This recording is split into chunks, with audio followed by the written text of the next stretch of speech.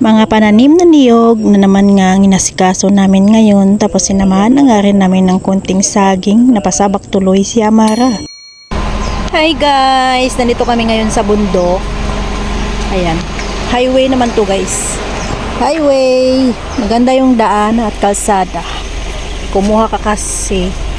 Nanguha kami o kumuha kami ng mga pananim.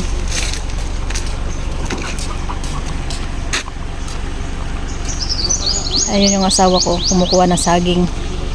Tingnan naman kasi guys. Tingnan naman yung karga namin. Ayan, punong-puno yan.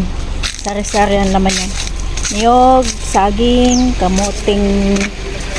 kamoting bagin, kamoting kahoy. Ano pa ba?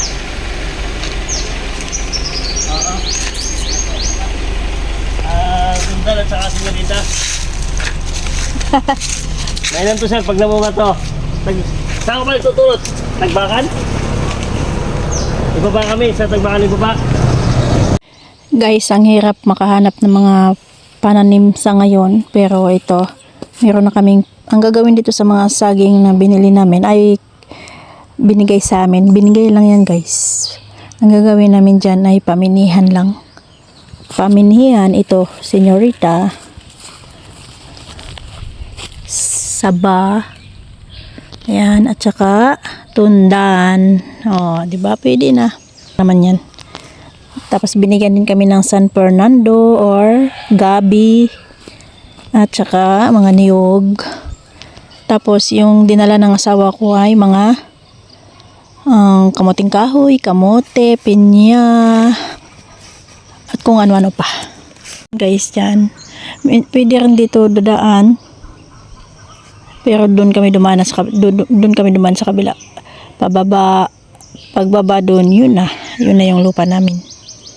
Tingnan nyo naman kasi guys, ang pangunahing produkto talaga dito at pinagkakakitaan number 1 sa Quezon Province ay mga niyog, saging. Sayang nga yung nabili naming lupa, meron naman kaming nasakop na niyog, marami-rami din yun, pero clearing na nga namin kasi nga medyo matataas na. Kaya ngayon, ang balak namin talaga ngayon pag uwi namin ay pupunuan na nga siya ng niyog at saka saging. Pero sa saging parang hindi nga mapupuno kasi ilan lang ang mga nakuha naming pananim.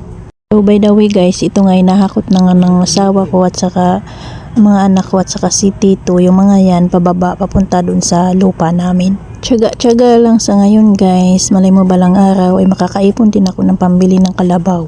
Para nga gagamitin dito sa panghihila o pagpahila ng kung ano-ano na mga produkto dito sa lupa namin. So hanggang dito lang po muna. Thank you for watching. Bye!